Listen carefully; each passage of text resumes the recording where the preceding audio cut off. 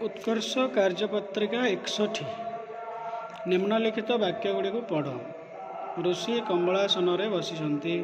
कम्बलासन हिमालयर पाददेश ऋषिंकर आश्रम हिमालय एटा सब रेखांकित कराई। आश्रम देवता सिंहासन बसी सिंहासन दिने महेश्वर आश्रम पहुँचले महेश्वर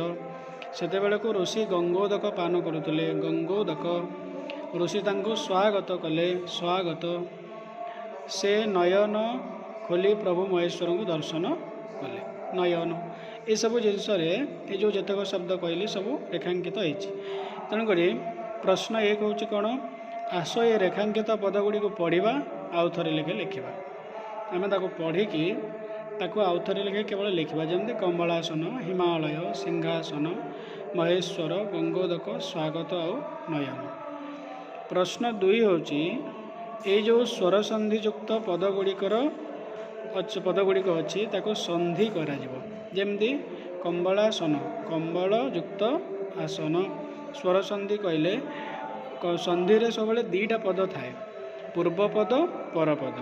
संधि कहार हम पूर्वपदर शेष वर्ण परपदर प्रथम वर्णर